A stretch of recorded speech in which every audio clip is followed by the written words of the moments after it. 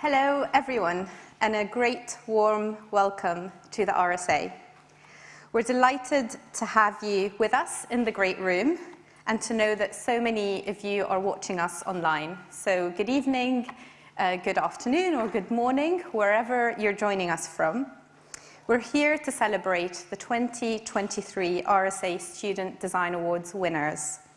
And it's fantastic to have the winners themselves, educators, and partners joining us in the room and online alongside our friends and supporters. I hope you're settled in and looking forward to this very special occasion, designing our futures, the 99th RSA Student Design Awards ceremony. Fun fact before we start, all ceremonies over the last 99 years have been held in this very great room, apart from the 2 pandemic years. So it really is a privilege to be hosting you today and inviting the 2023 cohort of winners to join the legacy of thousands of people and ideas who have emerged from this competition and gone on to have a huge impact in the world. I'm Joanna Choucair, and I'm Director of Design and Innovation here at the RSA. My journey with the SDAs goes a long way. Not quite 99 years. I judged the awards in 2008. I taught the Student Design Awards briefs as a lecturer between 2010 and 2020. I was a partner of the SDAs, offering an internship as a prize in my previous agency in 2016. And now I'm leading from within the RSA on the awards. So it's a really special job to have. However, I have worn every single SDA stakeholder hat possible, apart from one. So I was never a winner. So some of you winners in the room put me to shame. So to truly highlight the impact of this competition, I want to hand over to someone who has first-hand experience of winning the Student Design Awards last year and who understands how our winners might be feeling today on the edge of a new chapter in their journey as changemakers. I'd like to introduce Sophie Hague, who won an RSA SDA award last year for her project Look in response to Lego's Press Play brief, which asked how might we support all families, carers and communities to play and learn more creatively at home. Look is an app that uses object detection technology to support language learning for deaf children. It supports parents and families in teaching essential British Sign Language words and phrases. The app's aim is to promote sign language learning while also encouraging outdoor exploratory play. Sophie is currently doing her master's degree, just about finishing, at the University of Leeds, studying digital design futures, and has been developing her design practice to align with her passion for social change. Everyone, please welcome Sophie Hague to the stage.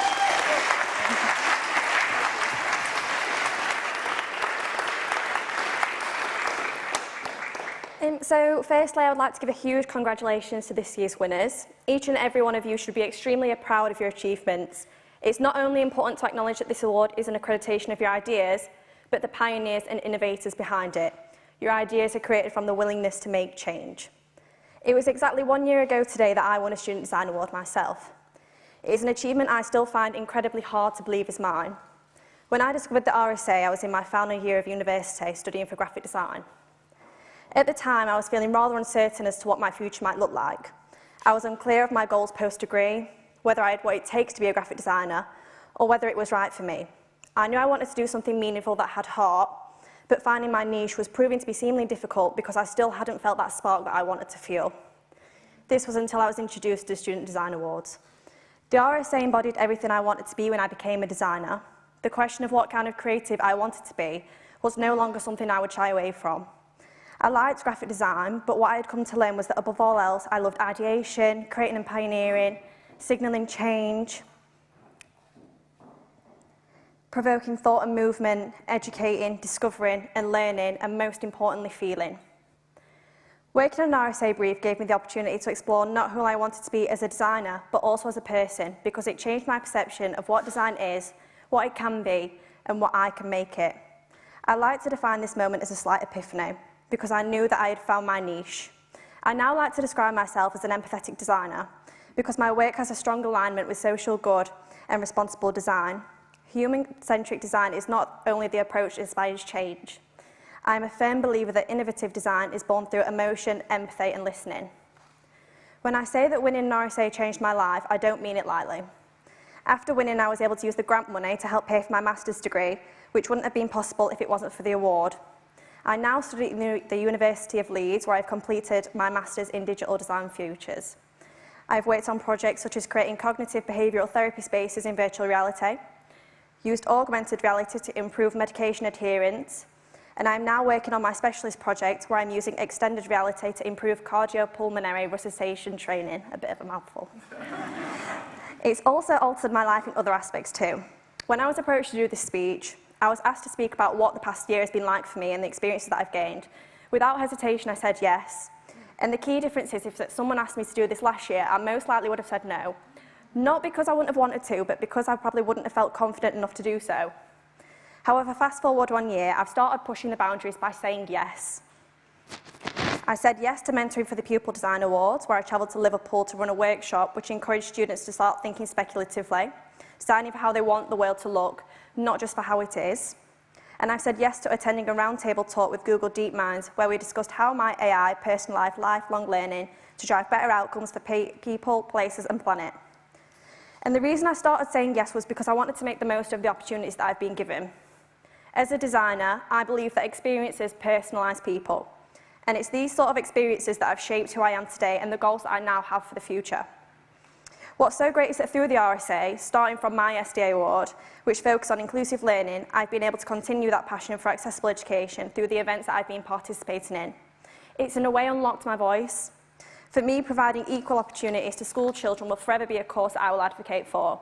And it's through the RSA that I now have the tools, knowledge and ability to make even the smallest difference, and that will always mean the world to me. The amount of opportunities that the RSA and my Masters has opened up for me is insurmountable. And it was during my Masters that I received the most valuable piece of advice that I would like to pass on to this year's winners. It was from a tutor who was explaining the value of having the skill set to bring our creations to life. She said, ideas don't move mountains, bulldozers do. And for me, I interpreted that potentially a little differently from how she may have meant it. So for me, your ideas are just ideas. But the most important thing is having the drive and determination to move them forward, to have just the right amount of empathy and humility to want to inspire change, and having the drive and determination and to have the voice to speak about why this is very much needed. The winners sat here today have all the ingredients to become those bulldozers and bring your ideas to life. So you've shown where the work needs to be done, and now you have the perfect opportunity to start moving those mountains. So all I can say is make the most of it.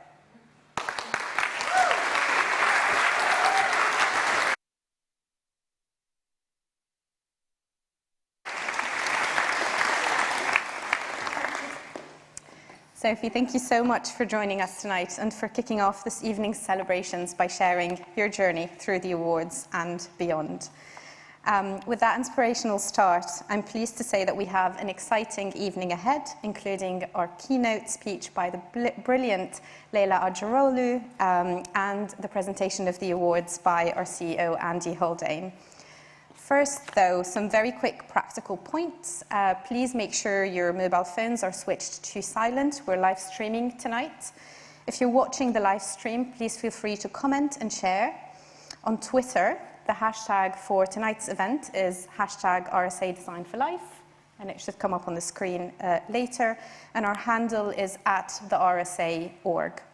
If you're a fellow, join us on Circle in our Design for Life Awards space to share your thoughts and continue the conversation. So to begin, I'd like to start by sharing a bit more about the RSA and our Student Design Awards and all those that support us to make tonight and the whole year possible. So who is the RSA? We are a global community of change makers where world-leading ideas are turned into world-changing actions. The RSA has been at the forefront of social impact for over 260 years. Our proven change process, rigorous research, innovative ideas, and unique global network of change makers work collectively to enable people, planet, and places to flourish. We know that economic, social, and environmental crises have placed our world in a fragile, unbalanced, and degenerative state. So in 2022, we launched a new vision for a world where everyone can fulfill their potential to contribute to more resilient, rebalanced, and regenerative futures. We call this vision Design for Life, where everything we design is there to regenerate all life for everyone. And we believe that everyone has the potential and creativity to design for life. So we work with people throughout their lives and across society to achieve regenerative impact, from children and young people to entrepreneurs, businesses, and communities. And design and designers are all around us. And most of us have an active role in shaping the world around us, even if we may not recognize that role, or we may not describe ourselves as designers. Whatever industry that we work in, we all design the kind of mindsets, the values, the practices, the products, the services, the policies, the infrastructure that shape our world in some way, now and for the generations to come, whether regeneratively or degeneratively, and whether intentionally or not. So more than anything, the SDAs across their history have continued to strengthen the role that design can play to do more good in the world. So what are the Student Design Awards? They are the world's oldest global mission-orientated competition for higher education students and recent graduates, focusing around a set of project briefs that are focused and rooted in complex economic, social, and environmental challenges. How might we democratize health and well-being, apply circular and regenerative principles to build better homes, reimagine the way that we work in the future, and make community-led renewable energy transitions accessible to everybody? These are just some of the challenges posed by the 9 design briefs in the RSA Student Design Awards last year. Some of the students here in the room will know them very well and will have worked very hard on them. As many of you will know, the RSA is an independent charity, and all of these briefs have been developed in collaboration with a diverse mix of partners, many of you in the room today as well. The entire programme is made possible by the support of these organisations who share our belief that design for good is also good design. We're very proud to be working with all of you and delighted to be joined by you in the great room and online. A massive thank you to our partners for supporting the SDA's mission. I'd also like to extend a huge thanks to all the judges, the friends, colleges, universities, and individual educators who've championed this year's competition. The impact of the awards is only possible through your generous contributions. We're thrilled to have our 2023 and 99th cohort of winners here tonight and to welcome you into this community of changemakers. As much as the SDAs are about the winners, it's also about everyone who has participated and who has learned new skills and applied them to drive social change. 90% of those who have attended our learning workshops said that these supported them to gain new skills. 88% told us they improved their subject area understanding. The awards received a total of 534 entries. Some of the judges will have worked very hard to work through these, with a nationality split of 57% UK and Ireland and 43% international. We received submissions from 22 different countries, 116 institutions, and 115 courses across higher and further education. So an incredible reach. And although the competition has been running for a very long time, it's always evolving in new ways. And we will be in our 100th year next year, developing our vision for the next 100 years of RSA Awards. And more on that later tonight as we close the ceremony, so I'll be able to share more. But for now, it is a privilege to welcome our very special guest and keynote speaker for the evening, Dr. Leyla Acaroglu, who is one of the best champions I have come across speaking to the power of design to transform our world. We met a couple of years ago at Design for Planet. Dr. Leyla is an internationally known sustainability provocateur, sociologist, and award-winning designer. She was named Champion of the Earth by the United Nations, Changemaker by LinkedIn, and is a main stage TED speaker who leads presentations with leaders around the world on activating a positive change. As a serial social entrepreneur, she founded the Unschool, an experimental knowledge lab for adults, developed the disruptive design method, and is CEO of creative agency Disruptive Design. She'll be talking to us today about designing a positive future that works better for all of us. Please join me in welcoming Leyla Acaroglu to the RSA stage. Thank you.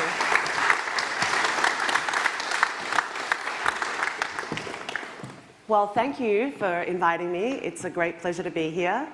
As was mentioned, I am a designer and a sociologist, and I have like an obsession, actually, I think, with using design as a tool for transformative change. And when I was invited this evening to do this keynote, I was asked to share a little bit of my story. So usually I do talks about how we can use design to transform the world, and I talk about systems thinking and life cycle thinking and a whole bunch of nerdy stuff.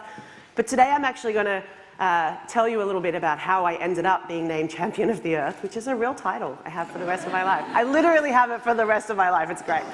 It's a really good one to pull out at parties. So basically, I studied design because I wanted a career that wasn't going to be boring. I don't know why you guys chose to study design, but I hated remote controls. I thought they were designed terribly. What's all the frickin' buttons for? Why? Why so many buttons? Not necessary, right?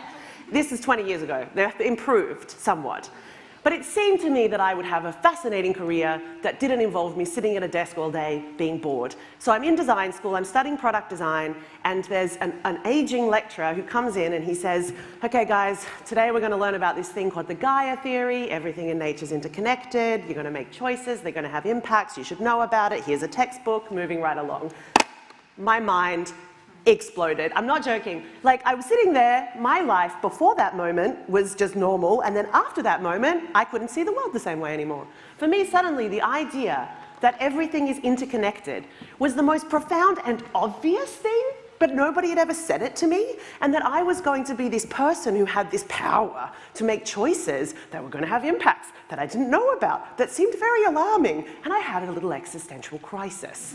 And I went to the library, because you know, in those days, you didn't have smartphones in your pocket, you had to go to a freaking library, and I got Victor Papanik's book on designing for social and environmental change, and that was it. I was done. I was like, I can't do this design thing anymore. Like, this seems to be pretty bad. So I thought, I'm going to have to quit design school. And I did, but I waited till I, finished the year and did the exhibition and all the rest of it. So I quit design school, and at the same time, I had this moment, right before I quit. I'm sitting in that classroom, and I had this epiphany, and I turned to the rest of my students, and at those days, this is 20-something years ago, it was 2 girls and the rest were dudes, and I say, oh my expletive God, guys, what are we gonna do? And this guy sitting next to me, he looks at me, and they're kind of used to me freaking out about things at this stage, but he says, Leyla, I don't really know why you're freaking out. It's not like any of these catastrophic environmental impacts will happen in our lifetime, so why should we care? Like, that's a direct quote. I've never forgotten it.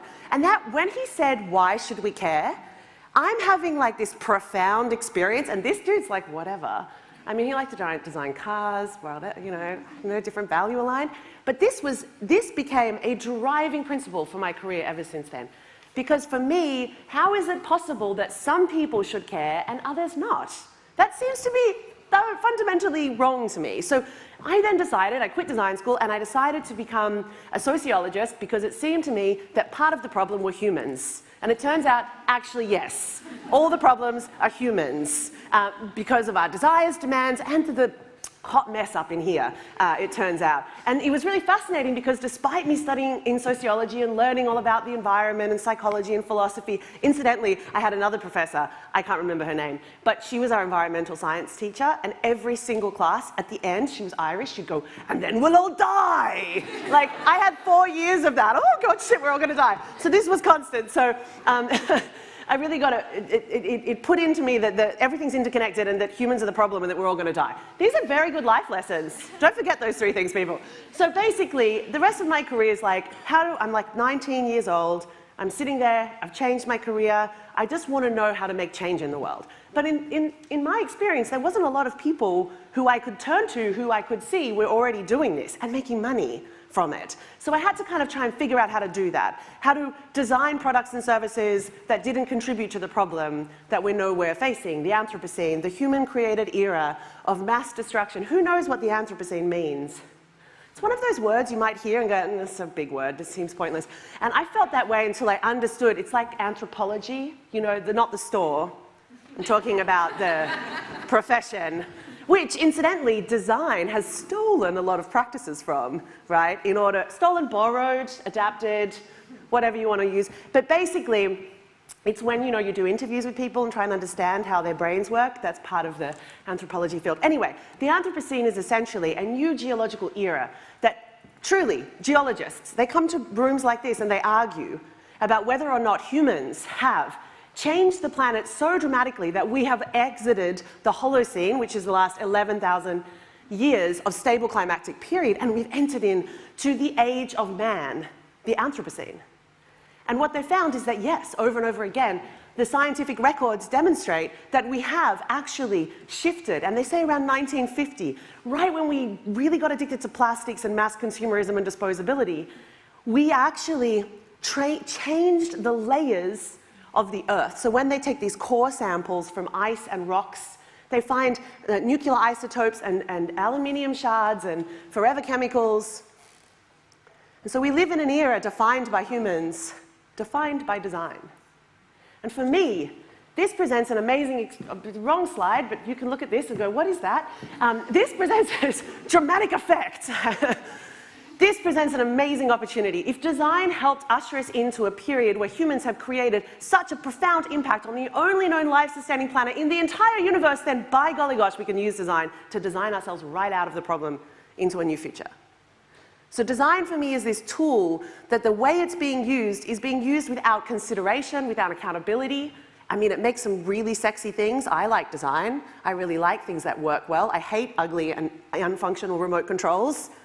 But at the same time, this tool that we have created is really impacting all the systems around us, and unfortunately to a lot of detriment. So anyway, that was my big rant about that. I actually want to talk to you about these guys. So then I quit design school, became a sociologist, got a job working in a research center, and then I was like, screw this, I'm going to be an entrepreneur at 25. No, I've never written a business plan in my life. Still, 20 years later, I have still not written a business plan.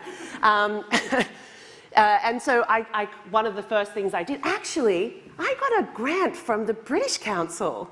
I just remembered that. So thanks, England. Back in Australia. So I get a grant to make an animation series to help other designers learn about this thing called life cycle thinking, which is how you explore the whole of life environmental impact of your products, which sounds really boring. So I made an animation. This is Mr. Erickson. This is Dr. Fraud. He's having a past life regression therapy because Mr. Erickson was abandoned for a phone with a camera, because that was a thing that happened in 2009 or whatever the year I made this in.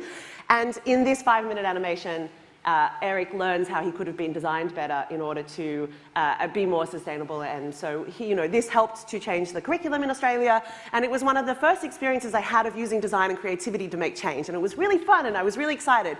And then I started doing all these other projects. Like, this is in the National Gallery of Victoria, where it's called the E-Waste Autopsy, where they invited me in, and I said, let's collect all of your unused electronic products, and we'll get the public to dismantle them and then decide, or not decide, but weigh how much is recyclable and how much is not recyclable none of it's recyclable. But funnily enough, I don't have this photo. A security guard stopped working to come over and participate, which I feel is a demonstration of how creativity can really entice people. And then I did a lot of different things that is all about using design as a tool for transformation and change. I made a lot of games. This is called Designercise. It's a creative ideation tool. I'm speaking very fast. Creative ideation toolkit. This is called the design play cards. This is called the Changemaker game. I went through a game period, basically. I was like, what a cool tool. And then I got off it. And it's so funny. People use these. I don't use them anymore. It's weird. It's like a parent who abandons their child.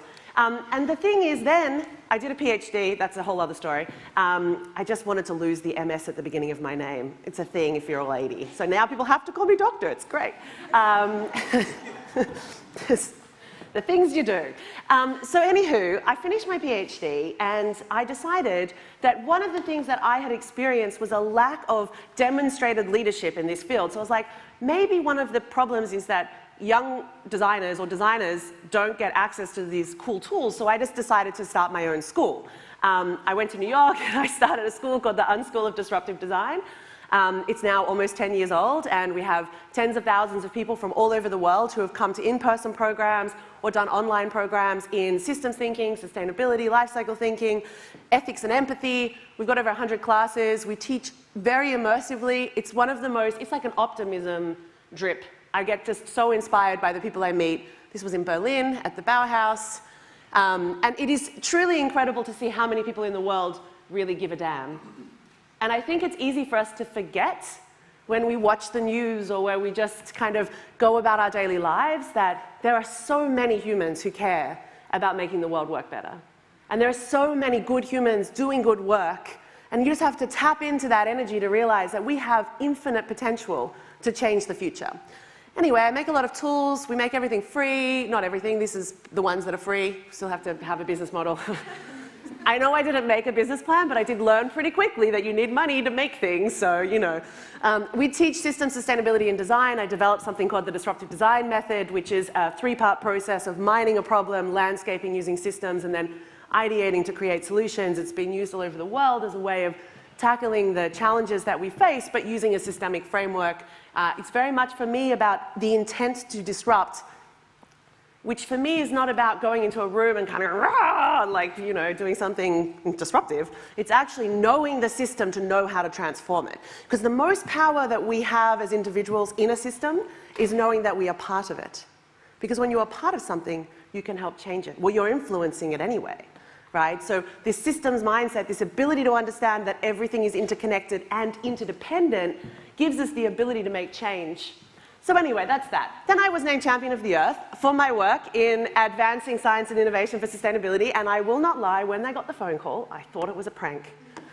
I had to Google it, and then they said, I didn't tell anyone until I got the official letter. And then I printed it. This was how weird it was. And I had to take it to my friends and go, is this real?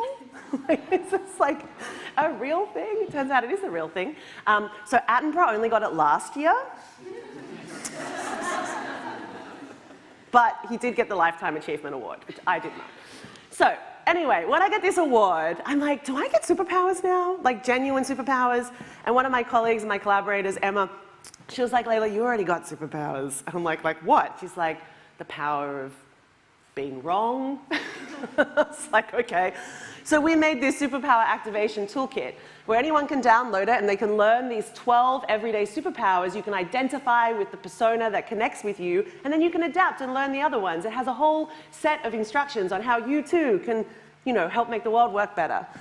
And then I did lots of other things, like do talks all over the world, the UN. I'm pretty good at talking, it's a thing. My mum said she came out talking and never stopped, it's true.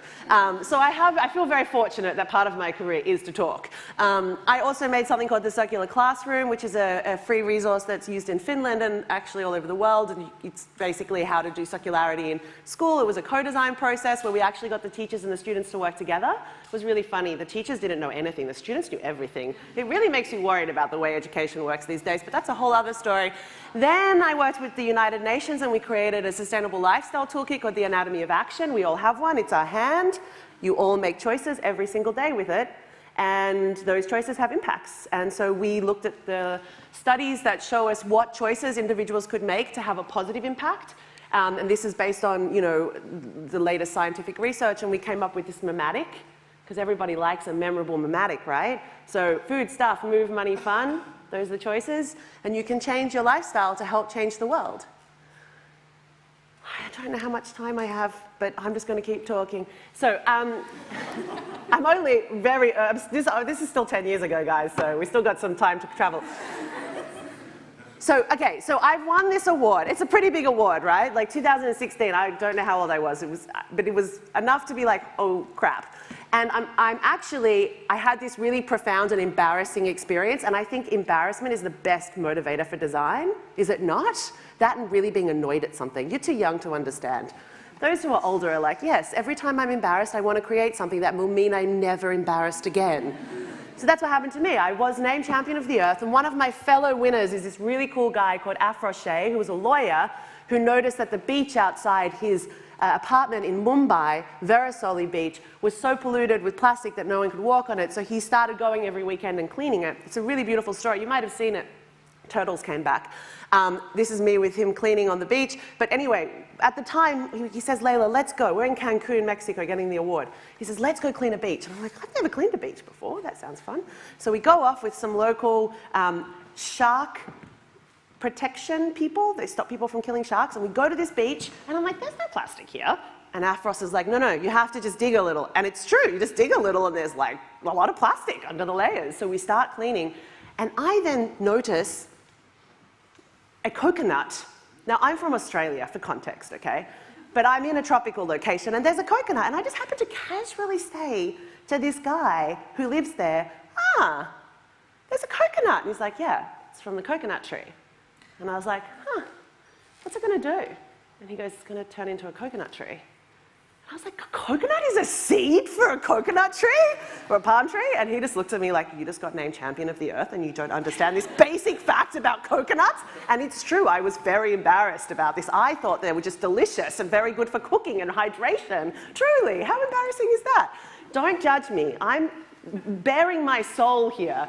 But anyway, it was a really good experience because I kept thinking, oh crap, I've just been named Champion of the Earth and I really don't know how nature works, which is a problem, I think, if you're going to have that title for the rest of your life.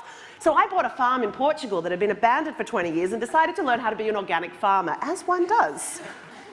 That was my solution to that problem. This farm had been abandoned for 20 years. It had used to be in a small holding, and I restored the whole thing using sustainable design principles, and then I literally became an organic olive and vegetable farmer. It was really fun. I made triangle cabins. I learned how to grow things organically, which, let me tell you right now, is very hard work because bugs and things that live underground like to eat the things that you want to eat. And you have to do this battle with nature in a really regenerative and sustainable way, and it's painful. Also made many mistakes, of which I would love to share with you, but I don't have the time. Come up to ask me about the flies that I accidentally farmed. We used to run open days. I say used to because unfortunately the farm was a casualty of COVID, and I no longer have it, but we used to have these community open days where anyone could show up and we would talk about organic farming from the expert organic farmer. And we would cook food and eat together. It was great. This was the first thing I ever grew. Baby, this is not a coconut. But I now know how to grow watermelons, people. Let me tell you, I can grow most things. I'm not coconuts, haven't tried that yet. And this is the thing, this embedded experience was so profound for me. Like, I cannot express enough what it meant to participate in these systems, to be reliant upon nature in order to survive. I mean, we tried to be fully sustainable, we tried to grow everything on the farm, and I mean, that can be hard. I learned how to ferment, really fun, that's a whole other story. But basically what I learned is there's no such thing as waste in nature, and what's really cool is actually there's no such thing as death in nature, because everything that dies is just giving back nutrients, so the cycle of life continues, and when you're embedded in that, it's like, awesome. Promised I wouldn't swear because of the audio recording, so to do a lot of censoring here. It's the Australian in me, I can't help it. And also, the most interesting thing for me is that, you know, the cool thing about nature is that it's designed to optimize life. That's its whole purpose. More life, make more life. What a freaking cool design philosophy. Thank you, nature, for teaching us all that. So anyway, that's what we're trying to do now, right? Thank you for the RSA and for all the other organizations who are like, you know what, guys, we can design a future that is regenerative, not degenerative. Currently, our economic system is exploitative and extractive by design. We created the system. We participate in a system that requires other people to be abused and exploited for us to have cheap cell phones that we can replace because we don't like the fact it doesn't have a camera. Poor Ericsson, remember him. And this system is entirely disruptible. We can have a future that enables us to still live in the quality of life with beautiful and desirable things, but not at the expense of others, and that is the goal. And we need to transform this system, and thankfully it's already happening. So when you want me to stop talking, just wave, because obviously I could keep talking forever. And this idea that it's somebody else's problem, it still haunts me today because I do this a lot, right? So this is a job I do. I often stand in front of CEOs or world leaders, and I talk passionately about design and sustainability and transformation and regeneration, and a lot of them are just sitting there falling asleep. I can see all of your faces, by the way. I know who was already falling asleep over there. It's okay, you're probably tired. But the thing is that then they come up to you and they're like, oh, it's so nice that someone like you's doing this. I'm like, why is it my responsibility? Why don't you care about the future that your kids and your grandkids, or even that you're going to live? And this idea that you can opt into life and regeneration is profoundly bonkers to me, because ultimately you don't opt into being alive, you opt into participating in creating a better world. And for me, that's the most exciting thing that we have as designers. We're generative. Designers create things. We make things. We want to solve problems. But the designs that we do create, oh gosh, they create a lot of problems. Oh, there's such bad design out there. It hurts me sometimes. You know, like the earpods, they're completely unrecyclable. You can't get in them. They're destined for landfill. And most of them are designed to just fall out of your ear when you're jogging, and then you have to buy new ones, right? You can't buy a replacement single earpod. This guy's like, why is she staring at me? I was hoping he would laugh, and he only laughed because I was staring at him. There's a coconut in there. That was not planned. That was just the internet image searches. Just the thing about humans is that we have such desires. And those desires drive the things we design. And what most people don't realize is that every choice we make in the economy, the things we buy, the things we click on, these are all aggregated data that ultimately ends up in a marketing room where someone then makes a brief that goes to a designer and they say, I would like you to make more earpods because other people are selling earpods and we want to make money off earpods. And that is how the cycle of crappy design continues. Nobody comes in and says, maybe we should start making things that actually serve the purpose of life, or perhaps we could make earpods that are intentionally designed for repairability and recyclability so our customers are not ripped off every time we create these products. But unfortunately, we do not have an economic system that promotes this type of activity, and that is fundamentally the problem of which we are trying to address. I hope you're not leaving because of what I'm saying. I don't know why my clicker stopped working. I went too far, but anyway. So one of the fundamental problems that we're trying to address is that this idea that you care about the planet is very old, and they're dropping like flies. It's all the wine you gave them earlier. This idea that if you care about the planet, you have to hug trees. It's still a persistent idea. I mean, I lived on a farm. I tell you right now, I never hugged a tree. I did climb one. That's fun. But the spiders and things, clothes, you know. I love you. She's loving this. I secretly just want to be a stand-up comedian, so you are making my night. Okay, so basically, these antiquated ideas about what it means to care about the planet is one of the fundamental reasons why a lot more people get into this as a career or profession. So we need to really get rid of this idea that sustainability, circularity, regeneration, I don't care what you call it, giving a damn about the planet and designing products and services that help facilitate life rather than intentionally destroy it is critical. And we have a pathway, we have the tools, we have the resources, we have the movement. It's happening, right? We just need more people with the, you know, the brains and the ideas and the commitment and the bulldozers, apparently. I like to say ideas in your brain are worthless until you put them into action. So anyway, we can all make change. There's ways we can do it. We all know that we have agency.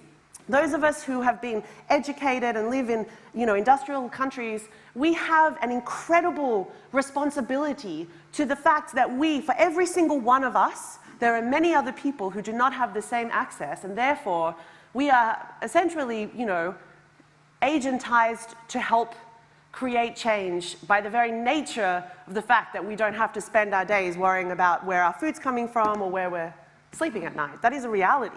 It's a responsibility.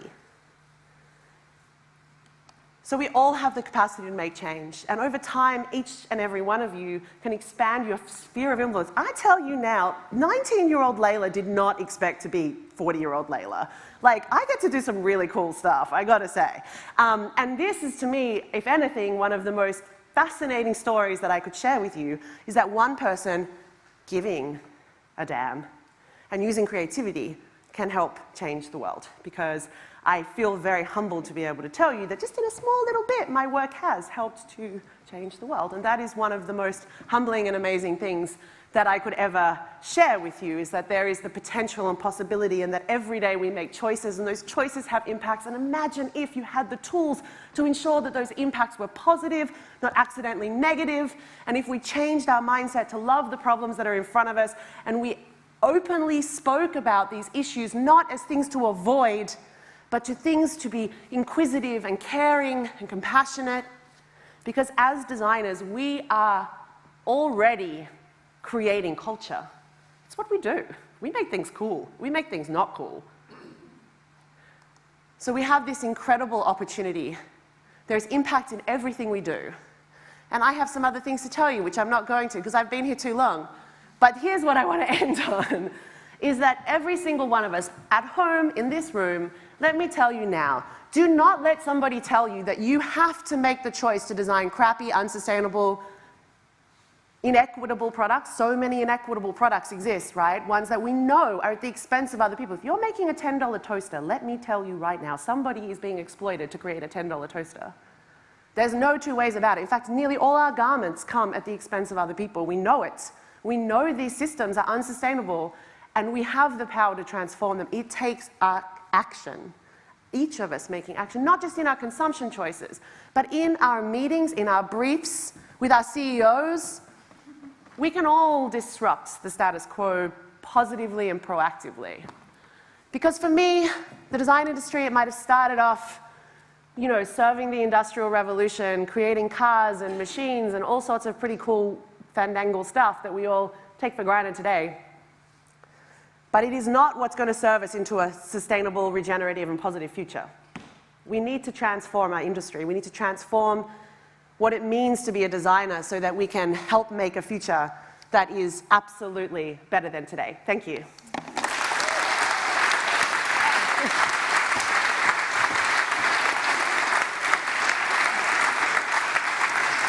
How many minutes I worked for.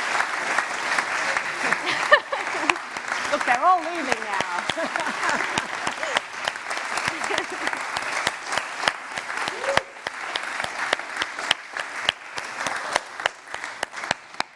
Leyla, a massive thank you for a thought-provoking talk. You're welcome. I love that across all your work and your life's work, you've really focused on unlocking everyone's agency and potential in learning.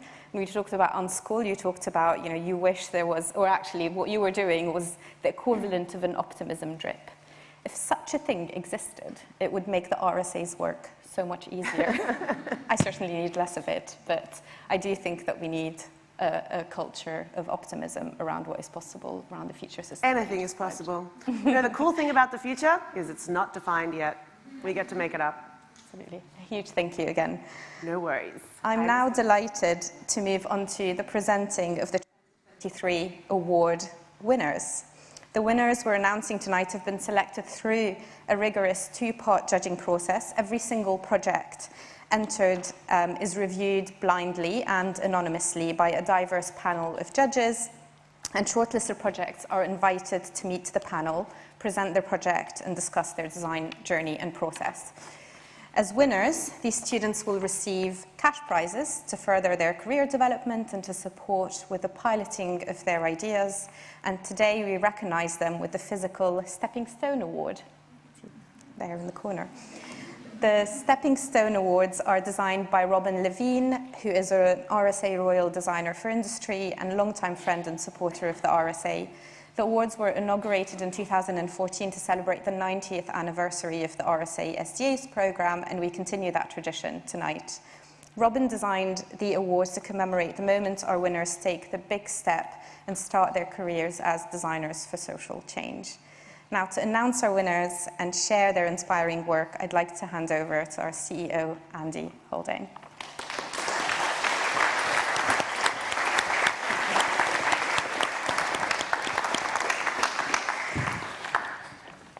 Evening all. Note to self, never speak after Leyla. Amazing. How good is this? The room is full and full of vibrancy and creativity, which is amazing. This is the RSA at its very best. We've heard inspiring words from Sophie. We've had a sterile injection of optimism from Leyla. And we're about to hear about this year's winners and the amazing things they have done and will do in the years ahead. But tonight is not just about that, as important as that is, because the SDA Awards are really part of a much broader mission that we in the RSA are pursuing. Joe touched upon this, Leyla touched upon this. And that really at root is about rethinking in a pretty root and branch way about the way in which we go about educating and learning over the life course. Because how we do it right now isn't working. It's leaving too many people behind. How tragic is it that roughly half of all the young people leaving education right now do so loathing learning? Can you imagine a worse endowment from an education system than to have half of the people leaving it loathing rather than loving learning? And if we had to change that, we need nothing short of a radical rethink and reformulation of how we go about educating and learning on a lifelong basis. And that at root is what the SDAs are about, rethinking how we go about that, unlocking that potential, that creativity in everyone, so that everyone in the course of their life journey has that love of learning. Because what you love, you will keep on doing. And that, for me, is the greatest endowment. And that, for me, is one of the great aims of our RSA mission, and indeed of the SDA Awards. Which brings me to them. The moment's come to announce this year's 2023 RSA Student Design Award winners. I'm going to read out the design brief, probably slowly and badly, and then introduce the winners, their proposal, and share some feedback on it. And then, thank you, it's over to you to applaud loudly. That's your job, to applaud loudly as the winners come up on the stage and get their award from Leyla. Ready, Leyla?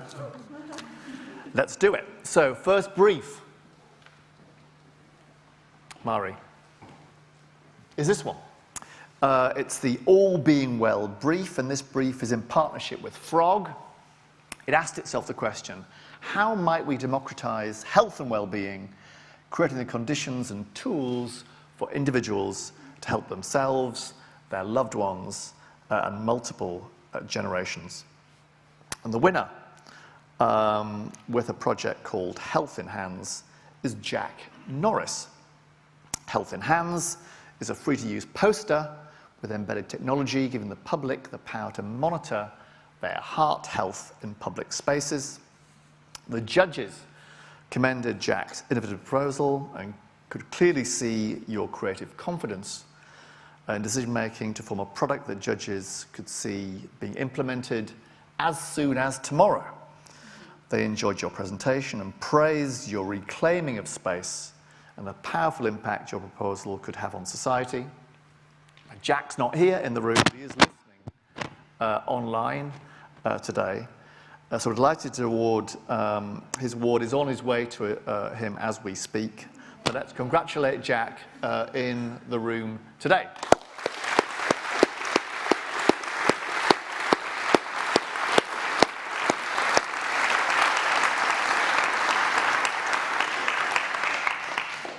Jack, I hope you heard that. That was rapturous applause. Second brief is the Powering People brief. It's a brief in partnership with Caterpillar Energy Systems and endorsed by the Centre for Sustainable Energy. And it asked the question, how might we make community-led renewable energy transitions accessible to everyone, including, indeed especially, those most in need? And the winner is Sagufta Janif for Fishing for Power. So Fishing for Power uses portable wave energy systems to create economic opportunities for women living in coastal communities in Fiji through a cooperative business model. The judges thought your presentation at interview stage was excellent and thought the proposal has a great awareness of community with contextual research to back it up. They appreciated your approach to community energy and bringing it to communities that aren't wealthy and thought this was a very exciting project overall. Sagufta is also unable to attend in person. Today she's currently in Fiji, but is also online as well. So again, a huge congratulations and a huge round of applause for Sagufta.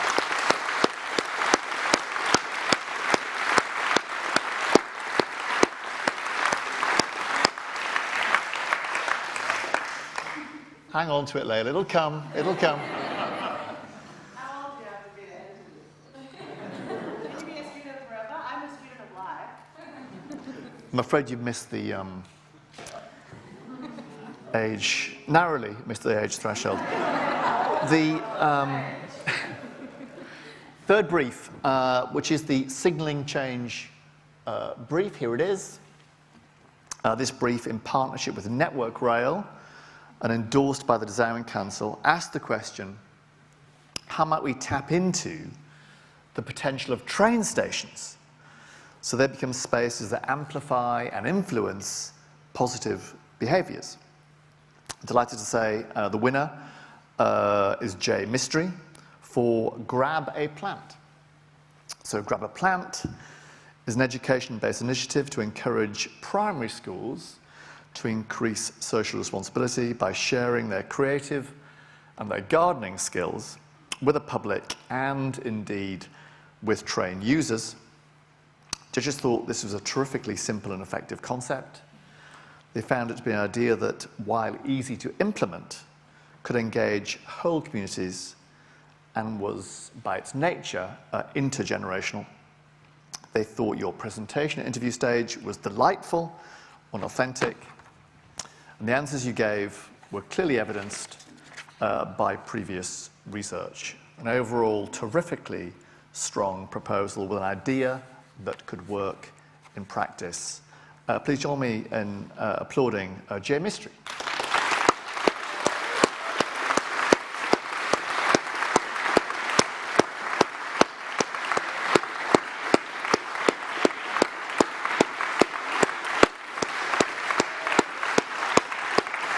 Great job.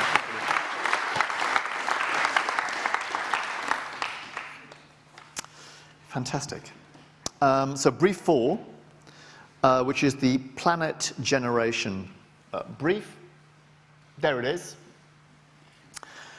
This brief, in partnership with HARE, the Healthy Aging and Innovation in Rural Europe, together with Rother District Council and East Sussex County Council, asked the question, how might we create joyful, place-based opportunities for people across generations to improve planetary health? And the winner was Josie Field for Toast to Roast. Great title, I'm sure you agree. What is it? Well, let me tell you. It's a digital application, an event series that aims to reduce loneliness and create meaningful friendships between neighbours of different generations by eating toast together. All the clues are there, right? Judges thought your presentation at interview stage was fun, informative and insightful, all in one. They thought the idea simple and thoughtful, and was the only project submitted for this brief to talk about ageism and to address directly with a positive identity surrounding how best to work with older generations. Please join me in applauding and welcoming Josie Fields.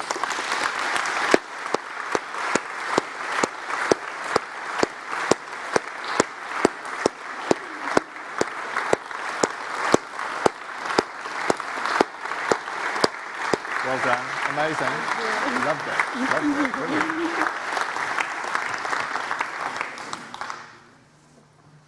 So, brief 5, the Amplify Connections brief. This brief, done in partnership with Sky, asked the question, how might we amplify the potential of entertainment technology to connect people with one another from the comfort and safety of their own home? And the winner is David Hawkins, Harry James, Robert McKenna, and Taha Youssef for Sky Unite. That uses the power of football to amplify old and new connections through a thrilling, immersive matchday experience from the comfort of your living room, or indeed elsewhere.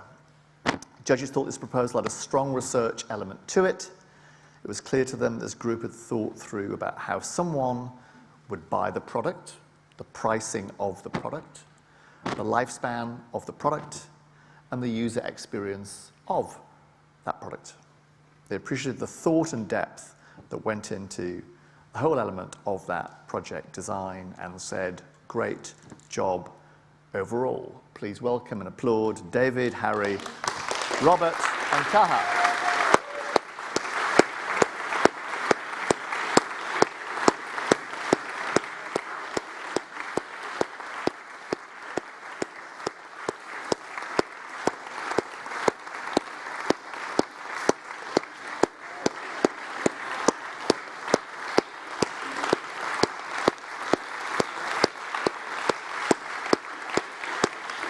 Well done. Great job. Well done. Fantastic job. Brilliant. Well done. Nice Tash as well. Well done. Thanks very much. Well done. Fantastic. So, brief 6. Brief 6 is the Building Better brief, done in partnership with Aviva, asking the question, how might we apply circular and regenerative principles to build better homes for a more resilient future? And the winner is Sach Kulangara for Shell Styles. So Shell Styles, which I also love, is a circular product and systems design proposal of tiles created from eggshell waste to enhance sustainability and replace conventional ceramic tiles. The judges were blown away, Sacha, by your professional presentation and strong answers to questions that showed your passion, your hard work, and your determination. They were impressed by Shell Styles across the judging criteria, particularly environmental impact and innovation. The judges commended your thoughtful, design-led approach that addressed the brief in an innovative way, and particularly praised your social focus on locality. The judges saw strong potential in your proposal and look forward, as do I, to Shell Styles becoming a reality really soon. Please welcome me and applaud Sach.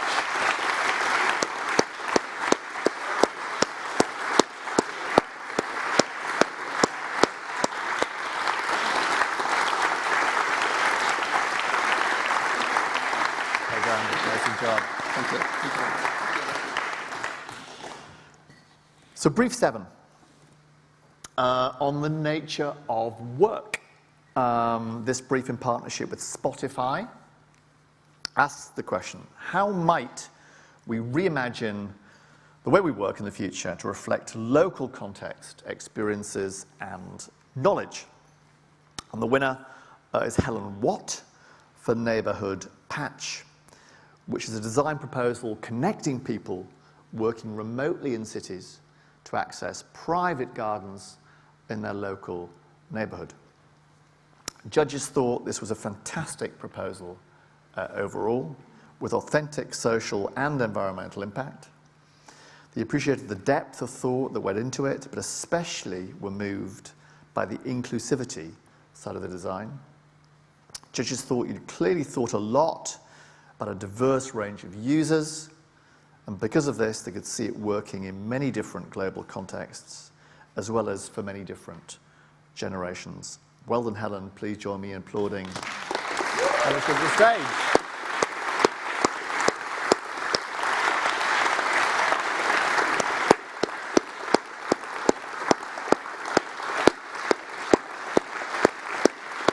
Well done. Fantastic job.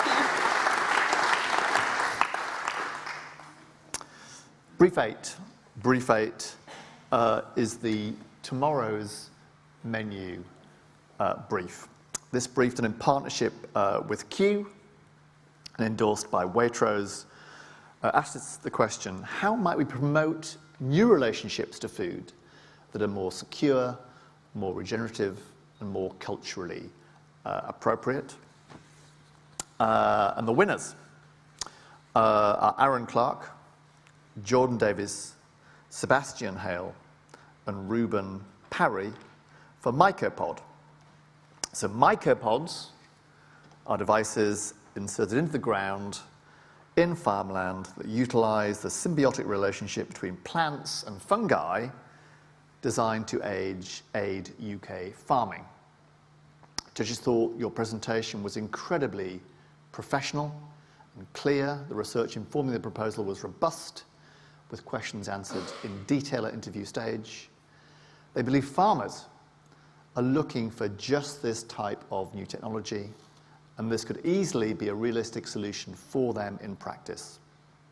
Overall, the judges thought this was a strong proposal for systems design thinking, and the solution was interesting, innovative, and very much of the moment. Please applaud Aaron, Jordan, Sebastian, and Ruben.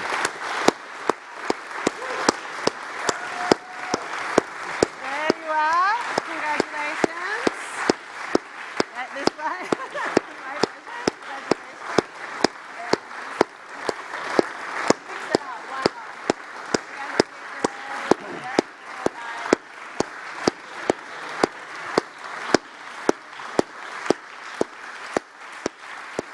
You got great photos. Great job. Congratulations. Congratulations. Fantastic job. Well done. Brilliant job. Right, final brief. Final brief, this is competition, is the moving pictures. There we go, moving pictures. A collaboration with RSA Events, with support from the Marketing Trust and Natracare. So we asked students to conceive and produce an animation that could clarify, energize, and illuminate the content of an audio excerpt. We have 3 winners in this animation category. The first is Dara Powell for Traveling the Maze of Concrete Injustice.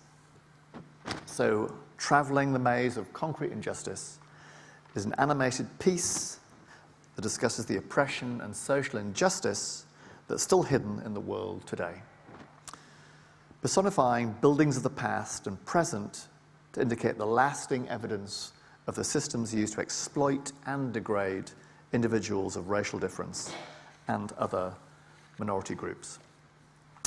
Judges were impressed by the depth of knowledge and research that had gone into this animation, were blown away by the quality of it. Judges could envision this expanding and becoming an entire VR experience in line with the candidates' gaming background. It was also clear exactly who the target audience was for this animation. Please join me in applauding the stage, Dara.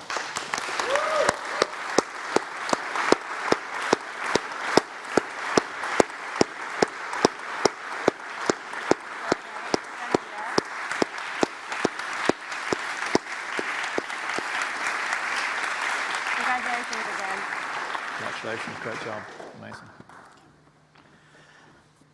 And the second winner in this category is Tudor Dragomir for Learn How to Question. So Learn How to Question is a collage animation which explores how we can build a better future by learning how to question the accepted veracity, biases, and narratives of past events. Judges thought this did a great job of breaking down the technical aspects of the animation production at interview stage, and were impressed with a clear demonstration of knowledge and skill that went into producing this fantastic animation. Please applaud to the stage, Tudor.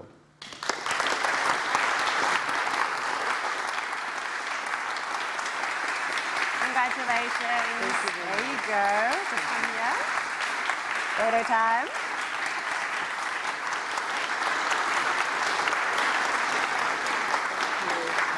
Well done, congratulations. Fantastic job.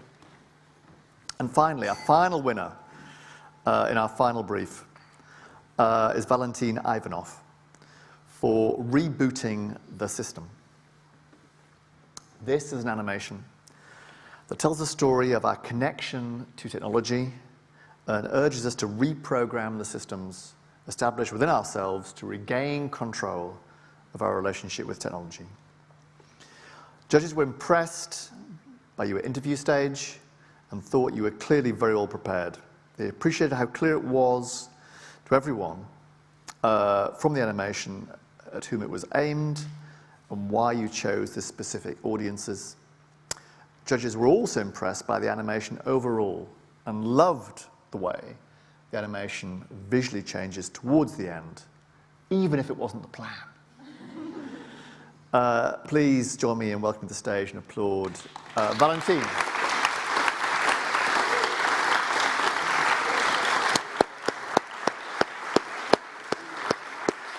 Photo. Congratulations Thank you very again. Thank you, congratulations, great job. Good result. Now, thank you, Leyla, beautifully done. Now, all of those winning entries, and weren't they amazing, really amazing, and the shortlisted ones, animations, are available to view on the SDA playlist on the RSA YouTube channel for all of you to take a look at your own leisure after this evening. That brings us to the end of the awards announcements formally. You've only seen tonight a small snapshot of the winning work. You can find out more about the winning projects and all the finalists on our website. And also, of course, after tonight, come and chat with all the winners about their amazing work, their amazing projects. So a huge congratulations again to all of this year's 2023 Student Design Award winners. You truly are an inspiration. I'm going to pass back to Joe, but before I do that, just one more lifting the roof off, rapturous round of applause for these fantastic people.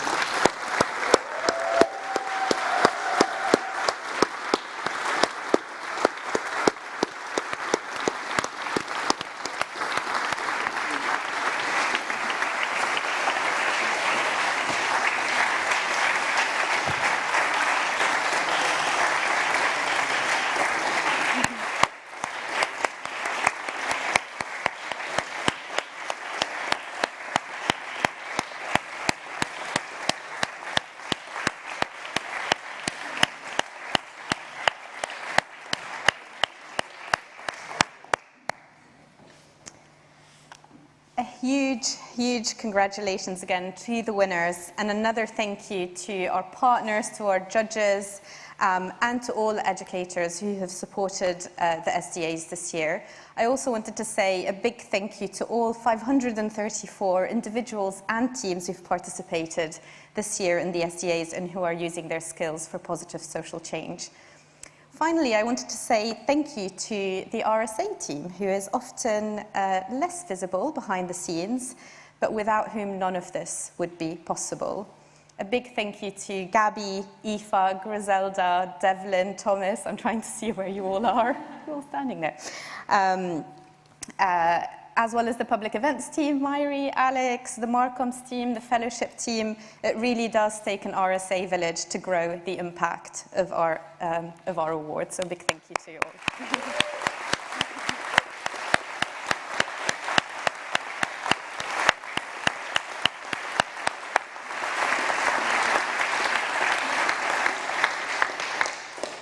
So I mentioned in the beginning of the ceremony that next year marks the 100th year of the Student Design Awards, and we're going to be launching our 100th year in September with a campaign celebrating the history of the impact of the SDAs. We have our in-residence historian, Anton Howies, who's digging through our archives to surface some pretty incredible stories.